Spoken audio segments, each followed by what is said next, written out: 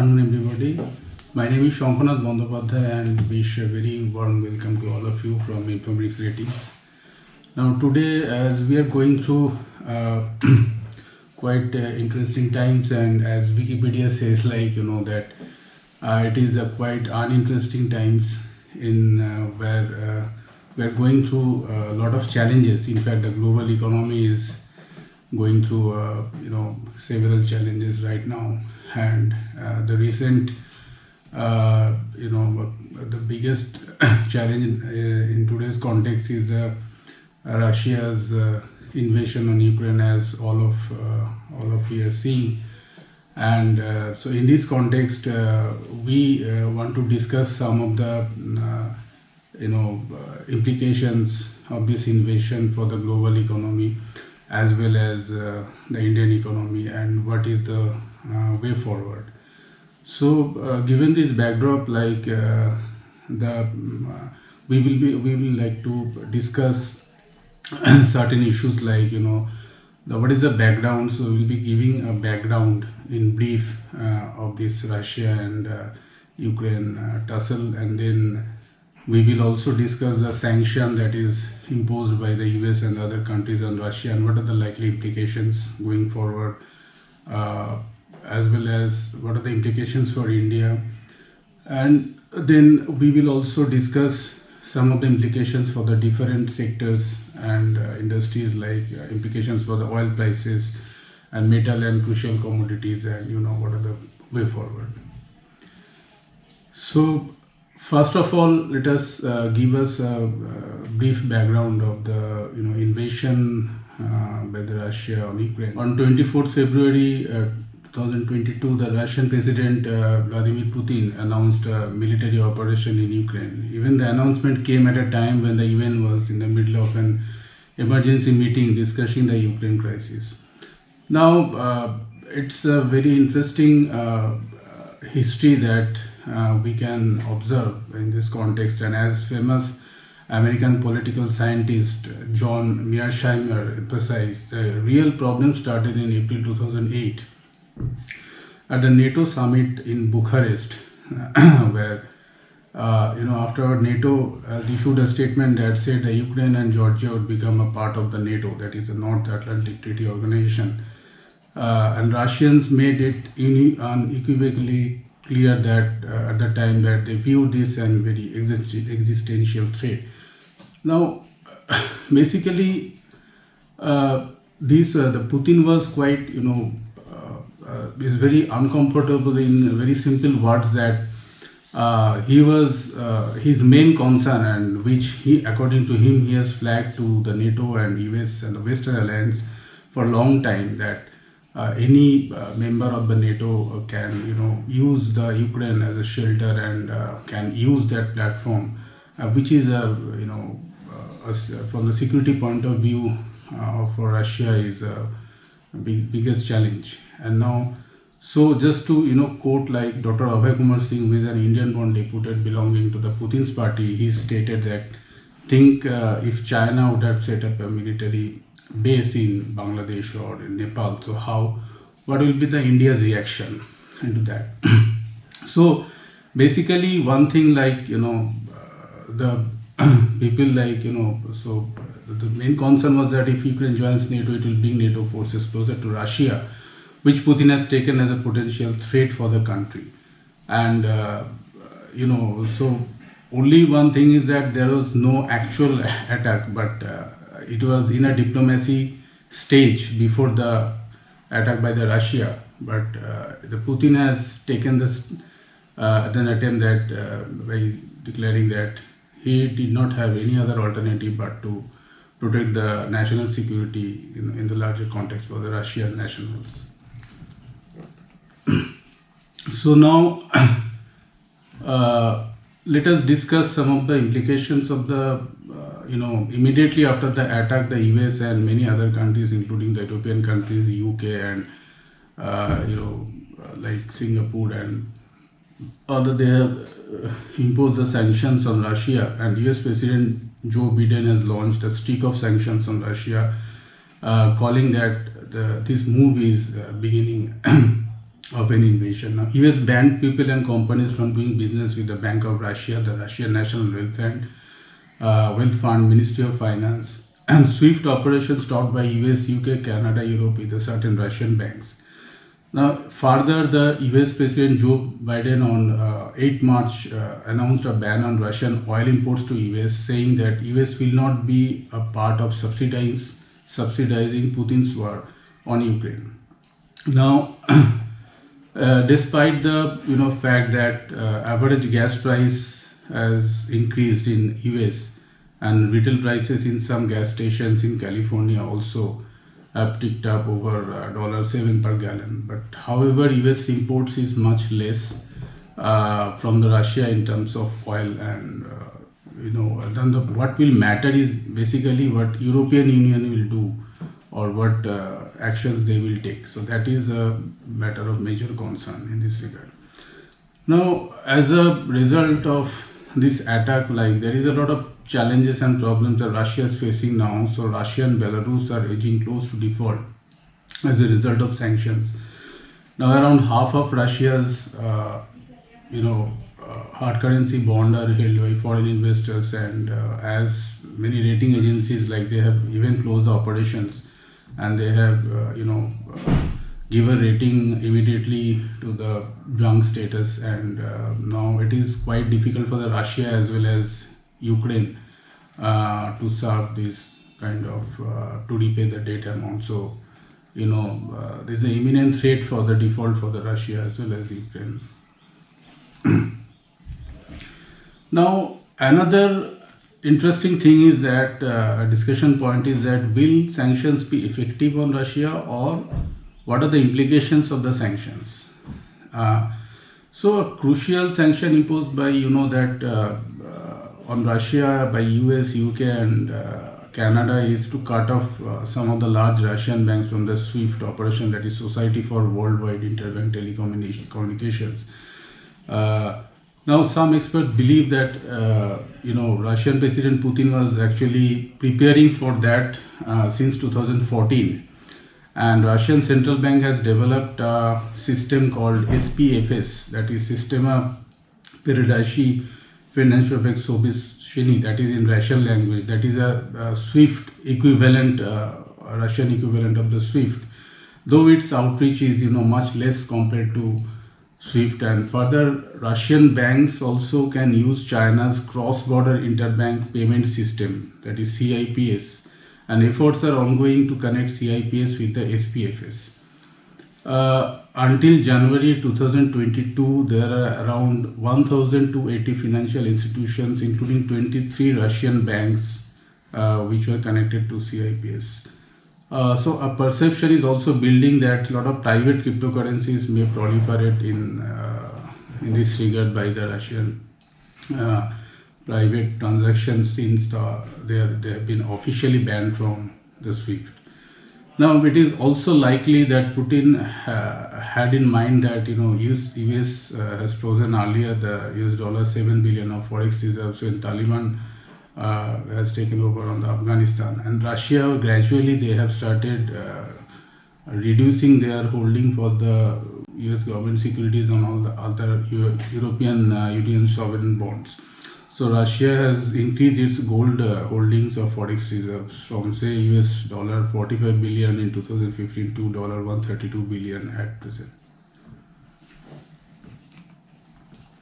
Now, so obviously now Indian banks are also facing some difficulties in terms of the payments to Russian firms now, since many payments have been returned by the US because SWIFT is banned, and there is some exploration is going on the rupee ruble trade, which is also ongoing. Now, in the similar footing, when US has imposed sanctions on Iran, in the 2015. So initially, what happened is that the multilateral nuclear accord, that is the Joint Comprehensive Plan of Action, has provided in the Obama administration, that provided a broad relief for the Iran. But subsequently, in the Trump administration, they have imposed the sanctions on Iran. So at that point of time, UCO Bank was designated by the government of India as a payment bank for the Iranian oil. Now, UCO Bank was selected as it did not have a foreign branch, unlike many other banks. So this time also the Kolkata-based UCO Bank has been provided for this type of transactions. So all these things are now ongoing.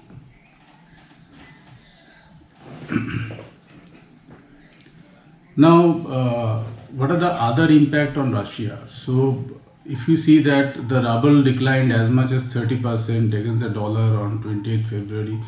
So Russia's stock market remained closed as the West imposed sanctions, and the currency is also collapsing because of a lot of bank runs and possible fear of bank runs and other issues like related issues of the capital flight. And also, so one potential danger is that the Russia has to defend from its forex reserves, and that's probably the reason that Russia has built its forex reserves over the years. Now it is holding, I think, $643 billion forex reserves. So, but that if it is rating goes down and comes to the junk, then probably it will be very difficult for the Russia to defend its stance and how it will balance its external transactions and balance. So that is a matter of concern. Now, for this reason, the Russia has taken a lot of initiatives. They have raised the policy rate by 20%, and they have ordered the companies to sell the most of the foreign currency revenues, and they temporarily banned many Russian brokers from selling securities held by the foreigners. So a lot of measures they have taken. Now let us discuss what are the implications for the Indian economy. Now, as we have seen that as a result, initially there is the Nifty small cap 100 index dropped to 6.3%, so entering the territory of bear market, and then Nifty further dropped, and more worryingly that VIS index, which is a gauge of the or measure of a volatility index, that has been surged by 30%. So the volatility has increased a lot, and equity market face headwinds possibly due to a lot of other factors also, like possible Fed rate hike. Now this geopolitical tensions has added the further challenges, and the most initial impact and most worrisome factors is the initial impact on the oil prices. Now initially it propelled the oil prices to $105 per barrel, and then it increased to $113 per barrel, and then again $139 per barrel before closing to $130 per barrel. But then again the counterfeiting measures by the US seems lukewarm, because the US led initiative for a coordinated release of 60 million barrels from emergency stockpiles of 31 international IA countries seems to not very effective in this. What would be interesting to watch is how far oil prices will rise going forward, and what are the further implications, because oil markets are extremely close fitting, and any disruption in oil supply or demand could have a prodigal impact on global growth, particularly on Asia's emerging economies. Now, according to the International Energy Statistics, while the USA and Saudi Arabia together have 32% share of the global oil production, Russia's share is 11% though. But in oil export, Russia ranks second after the OPEC countries, and Russian oil is relatively cheap and better quality, unlike countries like Venezuela or Iran, and who are the alternative suppliers who can replace the Russian oil. So, and also for oil market companies, retail prices normally under the market prices, and excise duty collection by the government, if we see the historic, it has been increased a lot, and now it is also a couple of months ago there is a reduction of the excise duty. Now in this background, it is quite impossible that we cannot expect, even we can expect the domestic oil prices will increase. And interestingly, if you see that in 2020 April, when there is globally the oil prices were in negative territory, that the domestically our oil prices did not decline, and one of the reason is that our excise duty remains very high, and there's a lot of internal structural factors like that dealers commission also This is high state level VAT also, there's a differentiation. So for all these structural reasons, we India cannot benefit for any decline in the oil prices, but whenever the oil prices, global oil prices rises, then India has to increase the oil prices. So oil prices is always pose an upside risks in this regard. And there are other sectors also might affect, like aviation, paint, tire, and others, and oil exploration companies might be benefited due to the appreciation of the crude oil prices, but the other oil marketing companies might face some headwinds. Now, if we see the impact on the rupee also remained at historically low. Now, on 7th March this year, the rupee declined to almost around 77. So it was, it declined to 76.93, and then dollar sales by RBI at 76.97 prevented INR to fall further. Now, demand for dollar remains high, whereas few exporters sold dollar at 76.97 level. Also, expectations that INR will decline more than 77 benchmark, pushing the INR further downwards, and the dollar index remains very strong around 99. One of the reasons is that, like, obviously there is a selling by the FIIs, like foreign institutional investors have, they are selling a lot, and they are basically getting out from the equity segment, and because they can't bear the emerging market risk, because they are now looking for the safe haven, and they rather hold or they will invest in some safe havens, and so that's the reason they are pulling back their money from the emerging market economies, and as a result also the rupee is facing a downward pressure. And there are also a fear of the second type sanction, that is an indirect sanction, so with the countries that trade with Russia. So that also spooked the financial markets, and there's a huge volatility in the intraday trading, and though there is a call spread a little bit in option segment as were shown some benefits, but the option premiums remains very high. Now, another thing is the yield of the 10-year GSEC also increased to 6.89 on 8 March from 6.88 on 7 March. So it has increased showing an upward trends. And FPIs, even foreign portfolio investors, they have sold almost 20,000 crore in cash segment in 4 trading sessions in March 2022. And now let us discuss with the metal price and commodity price impact. Now, since two-wheelers have higher exposure to aluminum and precious metals, so these two-wheelers are going to be impacted a lot, and it is suspected that to what extent they will be able to increase the prices to cover the additional cost. Now, palladium is a precious metal which is also used in catalytic converters and is also trading high, and there are other commodity prices like on ammonia, urea, potash and phosphate, palladium, platinum, steel, nickel, copper, that is also showing some upward pressures. So and another segment which is getting impacted is edible oil, that is sunflower oil supply. This is also getting impacted. Now, India purchases on average 70 lakh ton of sunflower oil from Ukraine, 5 lakh ton from Russia and 3 lakh ton from Argentina. Now, this supply is going to be impacted hugely, and on the other hand, if you see the supply from Indonesia got subdued due to lower exports of soy oil from South America, that has also not increased much due to the drought. So the dependency on the sunflower oil on Russia and Ukraine remains very high, and this invasion will impact this sunflower supply a lot.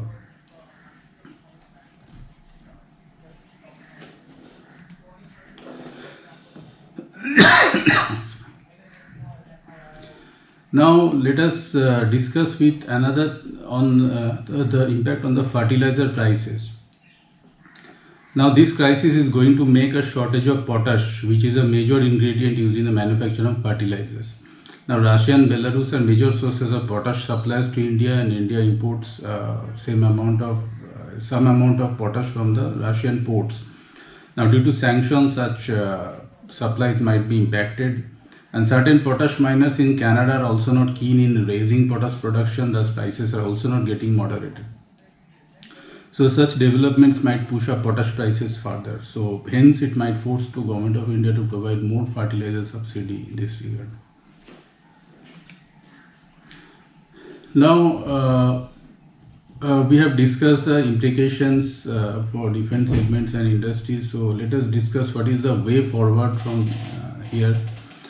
Now, as we know that many European countries depend largely on Russia for their energy requirements, which is supplied through a network of lead pipelines. So these pipelines are running through the Ukraine. Now, if the conflict and sanctions continue, so energy supplies to Europe at peak winter time will be disrupted heavily, and global supply will be disrupted also. Now, sanctions by West will also cause some collateral damage for both the Russian and Western economies, leading to high inflation. Now, Russia already, closed its airspace to 36 countries. Many shipping lines will now need a different route adding to the fuel cost. Now, since India, depends heavily on Russia for crude oil, natural gas, edible oil, many intermediate commodities, so inflationary pressure will build up. India needs to strategically handle the crisis with gradually strengthening trading relations with other emerging market economies. So it is basically an indication, the war or invasion is an indication of a shift towards a multipolar world from a unipolar world. So we have seen from the Cold War when due to the conflict between the USSR and USA has become a major supreme power with a unipolar world we have seen. But now as China and Russia, they are also emerging as superpower.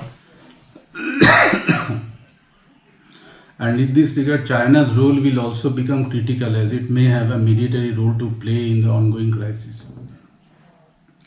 Now this assumes a crucial role since pandemic is believed to be rooted in China, and a mediatory role of China can help it play a more proactive role in gathering credibility. Now, interestingly, the actual invasion by Putin has shown that its orientation is not only limited towards diplomacy, and this is a dangerous sign, given that Russia has close ties with other countries through the Collective Security Treaty Organization, which is a CSTO, which is an intergovernmental military alliance in Eurasia. If sanctions are not going to end soon, and if Russia continue to be on war path, this will complicate the world order in a very magnificent manner. Now, India's role in this regard is also very crucial, as it cannot withdraw from Russia or China on one hand, and on the other hand, it has to balance between such multipolar global power and hostile neighbors, including US and others. So this is among these challenging times. Let us see how the geopolitical tensions and further this will pan out. And so we hope that there should be some negotiations between the countries, and possibly we'll be finding a way out. So we are hoping for the best. So let's see. Thank you so much.